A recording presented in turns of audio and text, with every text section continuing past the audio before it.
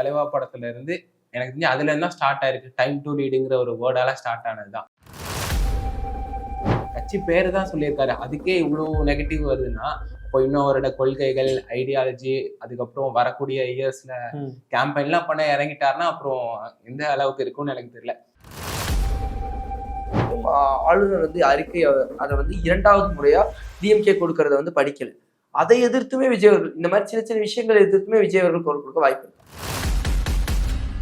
Maybe இப்ப வர அந்த பார்லிமெண்ட் எலெக்ஷன்ல யாருக்காவது ஆதரவோ இல்லை யாருக்காவது எதிர்ப்போ விஜய் அவர்கள் தெரிவிக்கிறதுக்கான வாய்ப்புகள் இருக்கா? டிவிகேல இருந்து கட்சி நிர்வாகி ஒரு சிலர் வந்து நீக்கி இருக்கிறதுக்காக தான் நியூஸ் வந்தது. அது உண்மையா? எதனால நடந்த விஷயம்? அது வந்து அவரோட ஒரு பர்சனல் டெசிஷன் தான். அப்போ யாருமே அங்க வந்து பர்சனலான டெசிஷன்ஸ் யாராலையுமே எடுக்க முடியாது. ஓகே, அந்த புசியானந்த் அவர்களை வெளியில இருக்கும் அந்த மீடியா தோற்றமாக தான் தெரியும். அவர் விஜய் ஃபேன்ஸ் அவர்களை வந்து திட்டுறதா இருக்கட்டும், மிரட்டுறதா இருக்கட்டும், ஒரு மீடியா ஃபேஸா வந்து எல்லாருக்குமே தெரியும். இவரோட பொலிட்டிக்கல் கரியருக்கு இவரையே சூஸ் பண்ணணுங்கிற மாதிரி பல கேள்விகள் இருக்கு. இலவசம் வேண்டாம் அப்படிங்கிறது, இலவசம் கொடுத்து மக்களை விலைக்கு வாங்க வேண்டாங்கிறதையும் ரொம்ப கிளியர் ஸ்டேட்மெண்ட்டாக கொடுத்துருப்பாரு. விஜய் அவர்கள் அவரோட ஸ்டேட்மெண்ட்லேயே வில் பி கிளியர். ஆர்எல்ஸ் வந்து எல்லாரும் மாதிரி அவரும் வந்து இலவசங்கள் பற்றி அவரும் சொல்ல வாய்ப்பு. இந்த மாதிரி ஒரு ஃபேன் ஸ்டேட்மெண்ட்ஸ் எல்லாம் நீங்க எப்படி பாக்குறீங்க? இது வந்து தோத்தா போதும்பா, தோத்துட்டு நடிக்க வந்துடணும் அப்படின்னு சொல்ல போற ஸ்டேட்மெண்ட்ஸ் எல்லாம் ஆஸ் எ ஃபேனா எப்படி பாக்குறீங்க? அது வந்து ஒரு இம்மெச்சூர்ட் ஃபேன்ஸாக தான் நான் பார்க்குறேன் ஆக்சுவலா.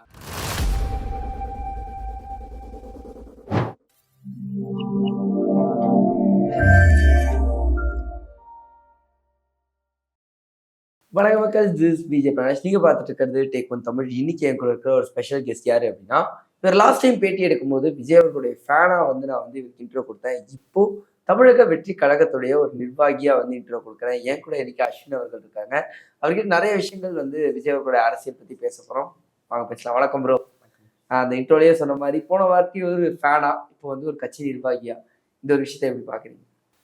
லாஸ்ட் டைம் இன்டர்வியூ கொடுக்கும்போது ஒரு ஃபேனா கொடுத்துருந்தேன். ஸோ இந்த வாட்டி கொஞ்சம் ரெஸ்பான்சிபிலிட்டிஸ் அதிகமாக இருக்கு. ஒரு கட்சியோட நிர்வாகியாக கொடுக்கறது கொஞ்சம் பெருமையாக தான் இருக்கு. தலைவா டைம்ல அந்த டைம்ல வந்து அவர் ஒரு இன்டர்வியூல அவர்கிட்ட கேட்டிருந்தாங்க, அரசியலுக்குள்ள விஜய் அவர்கள் வராரா அப்படிங்கிற ஒரு ஸ்டேட்மெண்ட் வந்து பயங்கரமா அந்த டைம்ல பரவலாகவும் பேசப்பட்டுச்சு.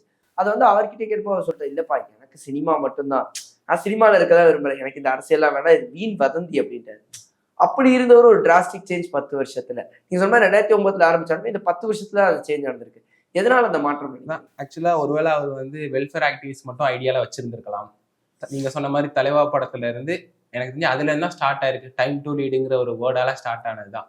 அதுக்கப்புறம் அவருக்கு வந்த பிரச்சனைகள், அவரோட ஒவ்வொரு மூவி ரிலீஸ் அப்போ வந்த ப்ராப்ளம்ஸ், ஒருவேளை அதுதான் அவரை வந்து லீடரா மாற வச்சிருக்கோம் அப்படிங்கிற மாதிரி இருக்கு. கட்சி பேரு தான் சொல்லியிருக்காரு. அதுக்கே இவ்வளவு நெகட்டிவ் வருதுன்னா இப்போ இன்னும் அவரோட கொள்கைகள், ஐடியாலஜி, அதுக்கப்புறம் வரக்கூடிய இயர்ஸ்ல கேம்பெயின்லாம் பண்ண இறங்கிட்டாருன்னா அப்புறம் எந்த அளவுக்கு இருக்கும்னு எனக்கு தெரியல.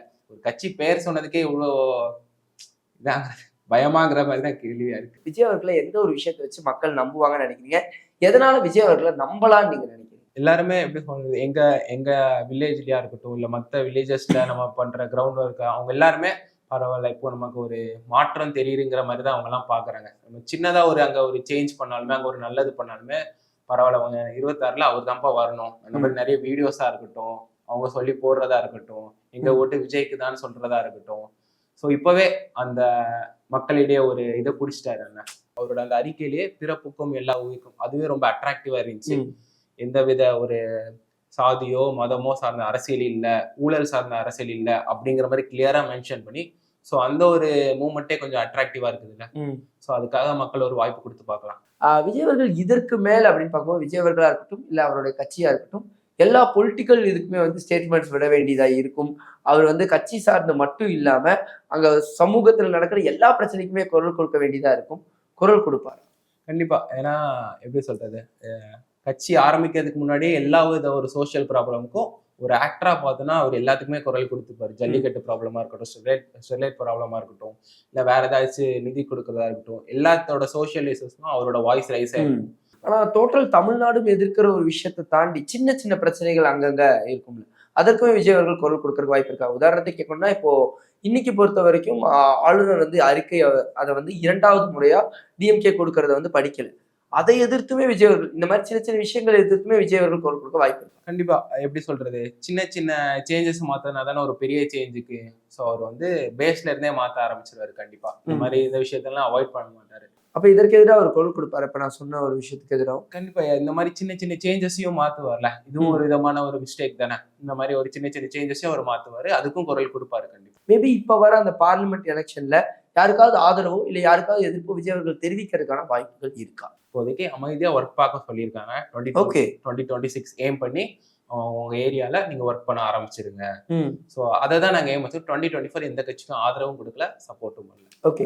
அண்ட் நீங்க சொல்லியிருந்தீங்க இப்போ இதுக்கான ஒர்க் எல்லாம் பார்க்க சொல்லியிருக்காங்க. I just want to know எந்த மாதிரியான இன்ஸ்ட்ரக்ஷன்ஸ் உங்களுக்கு எல்லாம் வருது? எப்படி நீங்க வேலை பார்க்க ஆரம்பிச்சு? லாஸ்ட் ஆனந்தன கூட மீட்டிங் நடந்ததா இருக்கட்டும், அவங்க சொன்னது வந்து ஒண்ணே ஒண்ணுதான்.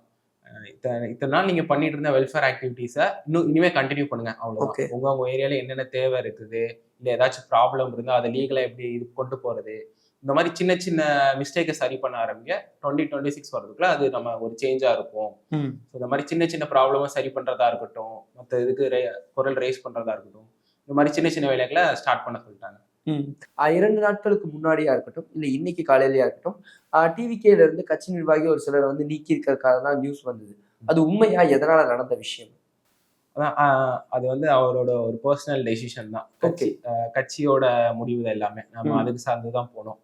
அவங்க என்ன முடிவு எடுக்கிறாங்களோ அதுக்கு ஒத்துழைச்சு அது சார்ந்துதான் போகணும். அவங்க வேணுங்கிறாங்களா ஓகே, வேணாங்கிறாங்களா ஓகே. கட்சி சார்ந்தான முடிவு தான் அதெல்லாம். அப்போ யாருமே அங்க வந்து பர்சனலான டெசிஷன்ஸ் யாராலையுமே எடுக்க முடியாது. இல்ல அதான் அது வந்து ஆக்சுவலா வந்து ஆனந்தனோ அது வந்து கட்சியோட ஒரு நல்லதுக்காக இல்ல, இது எதுவும் கரெக்டா தப்பாங்கிற மாதிரி அவங்க ஒரு டெசிஷன் எடுத்திருப்பாங்களே. ஸோ அதை பேஸ் பண்ணி தான் எல்லா டெசிஷனுமே எடுத்துட்டு இருக்காங்க. இவரோட பொலிட்டிக்கல் கரியருக்கு இவரை ஏன் சூஸ் பண்ணணுங்கிற மாதிரி பல கேள்விகள் இருக்கு. இவரை பற்றி வர மீம்ஸ் எப்படி பாத்தீங்க? விஜய் அவர்கள் இருக்கக்கூடாது அப்படின்னு சொல்லப்படுற மீம்ஸ் எல்லாம் நீங்க எப்படி பாக்குறீங்க? அது அவங்களுக்கு வெளியே இருந்து பார்க்கும்போது அது ஒரு மீம் இதா தெரிஞ்சிருது. பட் உள்ளுக்குள்ள நம்ம போய் பார்த்தா தெரியுது அவரு மக்கள் இயக்கம் ஸ்டார்டிங்ல இருந்தே ஆனந்தன் வந்து தளபதி கூட இருந்துகிட்டே தான். அந்த டைம்ல இருந்து இத்தனை இயர்ஸ் வந்து தளபதி கூட இருந்துட்டே தான் இருக்கு. அவர் பண்ற சின்ன சின்ன மூவ்மெண்ட்ஸா இருக்கட்டும், தளபதி எங்கேயாச்சும் வெளியே போறாருன்னா அதுக்கு அவர் ரெஸ்பான்சிபிலிட்டி எடுத்துக்கிட்டு அவரோட சேஃப்டி அந்த இடத்துல என்னென்ன நடக்குது. ஸோ இந்த மாதிரி ஒரு 10 இயர்ஸா அந்த மனுஷன் அவ்வளோ ரெஸ்பான்சிபிலிட்டியே எடுத்து நடந்துட்டு இருக்காரு. அது ஆக்சுவலா ஒரு பெரிய விஷயம். அவர் இத்தனைக்கும் பாண்டிச்சேரியோட எக்ஸ்எம்எல்ஏ தான் எனக்கு தெரியும். ஆமா. ஸோ இந்த அவருக்குள்ள ஒரு ரெஸ்பான்சிபிலிட்டி எடுத்துக்கிட்டு இப்போ லாஸ்டா அந்த செல்ஃபி வீடியோல கூட பாத்துருக்கீங்க. அந்த வேன் பண்ணுவாரு. அதான் அந்த சேரி தளபதி சேஃபா இருக்காரான்னு செக் பண்றதா இருக்கட்டும். அதான் தன்னோட ஒரு தம்பி மாதிரி தானே பார்த்து அந்த ரெஸ்பான்சிபிலிட்டி எடுத்து பண்றாரு. அதை பாராட்டணும் நம்ம கண்டிப்பா. ஓகே. அண்ட் புசி ஆனந்த் அவர்களை வெளியே எல்லாருக்கும் அந்த மீடியா தோற்றமா தான் தெரியும். அவர் விஜய் ஃபேன்ஸ் அவர்களை வந்து திட்டுறதா இருக்கட்டும், மிரட்டுறதா இருக்கட்டும், ஒரு மீடியா ஃபேஸா வந்து எல்லாருக்குமே தெரியும். நார்மலா அவர் எந்த மாதிரியான ஒரு பர்சன்? நார்மலா எப்படி சொல்றது, ரொம்ப ஒரு ஜாலியான ஒரு பர்சன் தான். எப்போ போனாலும் சாப்பிடுங்கன்னு சொல்லுவாரு, நல்லா பேசுவாரு. இப்போ லாஸ்டா அவரை பார்த்தப்போ கூட நம்ம இன்டர்வியூ பார்த்தேன்னு சொன்னாரு. ஆக்சுவலா நம்மளோட இன்டர்வியூ பார்த்தேன்னு சொன்னாரு. நல்லா இருந்துச்சு, கண்டினியூ பண்ணு அப்படின்னு என்ன கங்க்ராச்சுலேட் பண்ணாரு. அப்புறம் என்னோட காலேஜ்ல சில காம்படிஷன் நடந்துச்சு, அதை பத்தியும் பாராட்டினாரு.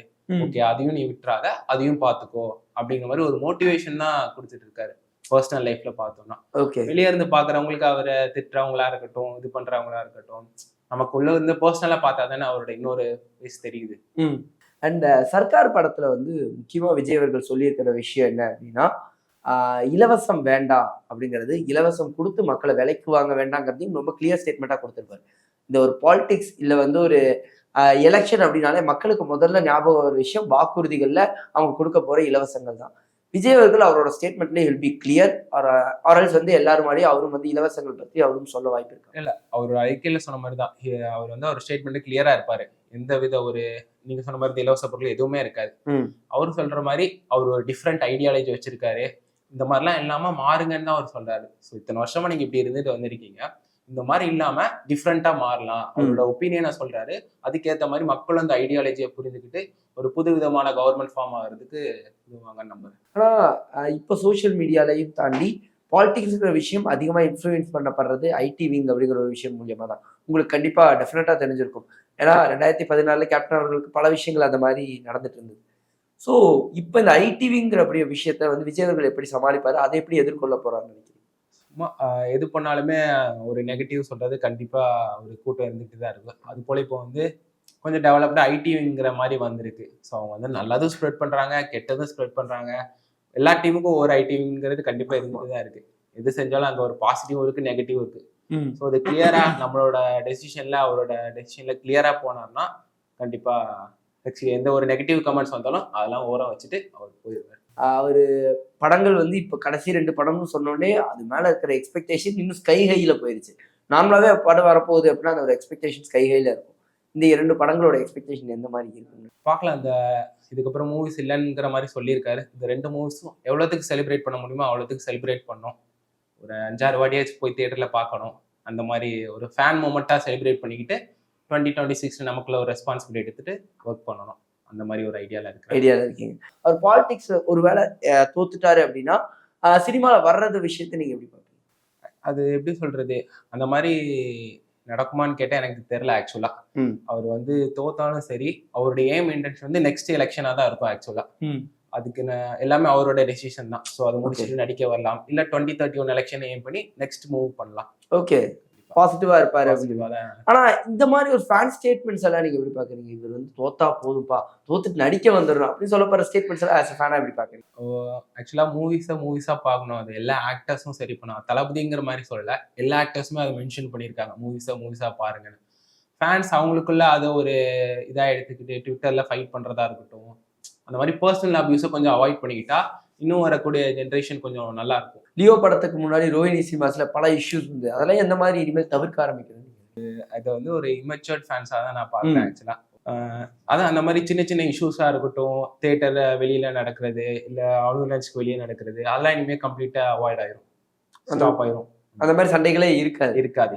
ஆமா, ஆனா பாலிடிக்ஸ் பொறுத்த வரைக்கும் அவர்களுடைய ஃபேன்ஸை தாண்டி இனிமேல் அவர் மக்களை அதிகமா நம்ப ஆரம்பிக்கணும்ல. மக்களுக்கு அவருக்கு எந்த மாதிரியான நம்பிக்கை அவர் மேலே இருக்கும்? அதான் எப்படி சொல்றது, அந்த ஒரு 200 crores விட்டுட்டு மக்கள் மேல இருந்த நம்பிக்கையில தானே வராரு. அவர் இன்னும் ஒரு 10 படம் நடிச்சுட்டு அப்படியே போயிருக்கலாம், 2000 crores கலெக்ட் பண்ணிட்டு நெக்ஸ்ட் ஒரு 10 yearsக்கு ஜாலியா இருந்திருக்கலாம். மக்கள் மேல ஒரு நம்பிக்கை இருக்கு, சரி அவங்க நம்மள ஆக்கி பார்ப்பாங்க அப்படிங்கிற ஒரு மக்கள் மேல ஃபுல்லா நம்பிக்கையை கொடுத்துட்டு அவர் இறங்கிட்டாரு. இனிமே எல்லாமே மக்களோட முடிவு தான். ஓகே, இந்த ஒரு சந்திப்புக்கு ரொம்ப ரொம்ப நன்றி.